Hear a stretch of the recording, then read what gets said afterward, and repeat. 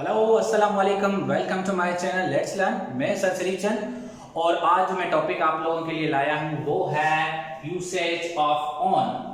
जी, हमने प्रीवियस अपने वीडियो में जो है प्रीपोजिशन का इंट्रो पढ़ा था, जाना था, और आज हम जो है ऑन के यूसेज पढ़ेंगे और वन बाय वन हम इन और एट के यूसेज पढ़ेंगे। तो फर्स्ट ऑफ ऑल आज हम सिर्फ ऑन का पढ़ रहे हैं, तो आए चलते हैं अपने टॉपिक की तरफ। जी, तो मैंने यहाँ जो है ऑन के 10 यूसेज लिखे हुए हैं और वन बाय वन इनको एग्जांपल के थ्रू जानते हैं ताकि आप लोगों को आसानी हो जाए समझने में।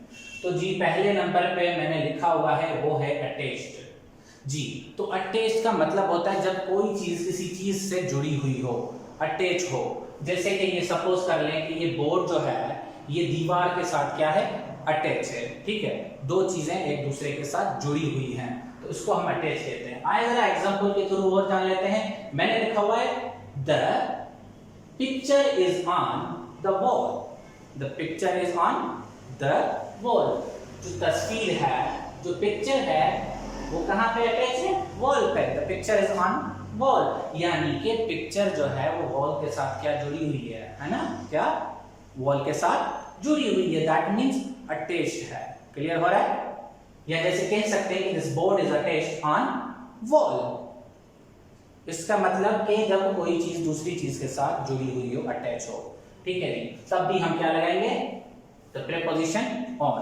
दूसरा एग्जांपल जान लेते हैं जो कह रहा है कि इन कांटेक्ट विथ। जब कोई चीज किसी चीज के साथ इन कांटेक्ट होगी, यानी कि अबव द सरफेस, उसके ऊपर होगी। जैसे सपोज ये मार्कर है ना, ये मेरे हाथ पे पड़ा हो, तो ये क्या है, इन कांटेक्ट भी है, पर क्या है, हाथ के ऊपर है, हाथ के नीचे नहीं है। तो सेम वे जब कोई चीज किसी चीज के ऊपर होगी तो हम उसको इन कांटेक्ट कहते हैं। आइए एग्जांपल से जानते हैं क्या है। The keys are on the table.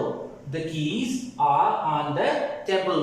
जो चाबियां हैं वो टेबल के क्या है, ऊपर हैं। तो क्या हो रहा है, in contact with. In contact with किससे, कोई चीज टेबल के साथ कांटेक्ट में, कौन सी चीज, कीज। तो वहां भी हम प्रीपोजिशन ऑन इस्तेमाल करेंगे।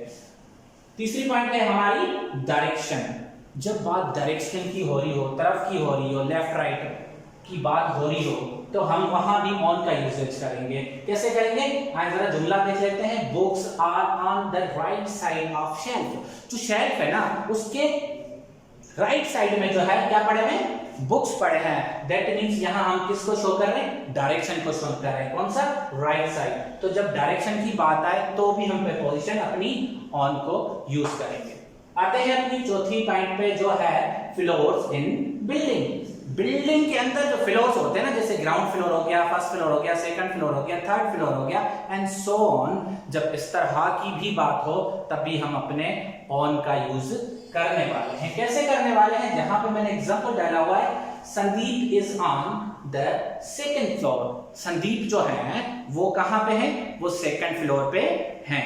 तो जब इस तरह की बात आए जहां हम फ्लोर्स की बात करें किसी भी बिल्डिंग के, तब भी हमें ऑन प्रीपोजिशन को यूज करना है। आए बढ़ते हैं अपने पांचवें इसके टॉपिक पे, यूसेज पे, जो है पब्लिक ट्रांसपोर्ट। जब पब्लिक ट्रांसपोर्ट की बात आए तो उसके साथ भी जब हम इस्तेमाल करेंगे वो हमारा ऑन प्रीपोजिशन होगा। कैसे, एग्जांपल देख लेते हैं। He is carrying goods on truck. मतलब वो चीजें लेके जा रहा है, किस पे, ट्रक पे। ठीक है, ट्रक ट्रांसपोर्ट का काम करती है, गुड्स को इधर से एक जगह से दूसरे जगह कैरी करने में काम आती है। तो उस लिहाज से भी जब ट्रांसपोर्ट की बात हो रही होगी तब भी हम वहां अपना प्रीपोजिशन ऑन का यूज करेंगे।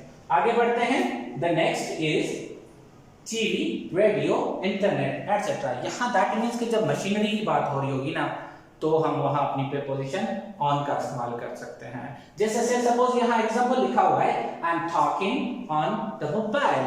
मतलब मैं मोबाइल पे क्या कर रहा हूं, बात कर रहा हूं। इसका ये मतलब नहीं है कि मैं मोबाइल पे बैठा हुआ हूं। इसका मतलब है मैं मोबाइल कान पे रखा हुआ है और मैं बात कर रहा हूं। दूसरा एग्जांपल ले सकते हैं कि she is working on laptop. इसका मतलब ये नहीं है कि वो लैपटॉप पे चढ़ के काम कर रही है। इसका मतलब है वो लैपटॉप चला रही है और जो भी अपना काम है वो किए जा रही है। ठीक है, तो मशीनरी की जब बात आएगी तो भी हम अपनी प्रीपोजिशन ऑन का इस्तेमाल करेंगे। आगे बढ़ते हैं। The next is days of the week. हफ्ते के जब दिन आते हैं कौन से होते हैं, जैसे Monday, Tuesday, Wednesday, Thursday, Friday, Saturday और संडे। तो जब डेज ऑफ द वीक की बात होगी तो भी हमें अपनी प्रिपरेशन ऑन का इस्तेमाल करना है। जी हाँ, कैसे करना है, जैसे इसमें इधर लिखा हुआ है कि she will meet me on Monday, वो मुझे मंडे पे मिलेगी, ठीक है, या मेरी उससे मुलाकात मंडे पे होगी, वो मुझसे कब मिलने वाली है, मंडे पे मिलने वाली है। यहाँ बात कौन सी आ गई, डे मंडे की। तो जब डेज ऑफ द वीक की बात हो तो भी हम अपनी प्रीपोजिशन ऑन का इस्तेमाल करने वाले हैं, ठीक है जी। जैसे हॉलीडे इज ऑन संडे, तो जब हॉलीडे कहाँ पे होती है भाई, संडे पे होती है। तो वहां भी देखें जब संडे की बात आई तो हमने क्या लगाया, ऑन लगाया। आगे बढ़ते हैं, the next is calendar dates. जब कैलेंडर डेट्स की बात आती है तो भी हम अपनी प्रीपोजिशन ऑन लगाते हैं। यहां मैंने अपने बर्थडे का जिक्र किया हुआ है, जैसे my birthday is on 16th of March, कि मेरी बर्थडे जो है 16th ऑफ मार्च है। यहां देखें मैंने डेट मेंशन की है कैलेंडर की, कौन सी, 16, महीना कौन सा है, मार्च। जब मैंने डेट मेंशन कर दी है तो इस तरह की जब हम यूजेज करेंगे, डेट का इस्तेमाल करेंगे, तब हम अपनी प्रीपोजिशन ऑन का इस्तेमाल करेंगे, ठीक है जी। आगे देखते हैं, नंबर 9 इज स्पेशल डे।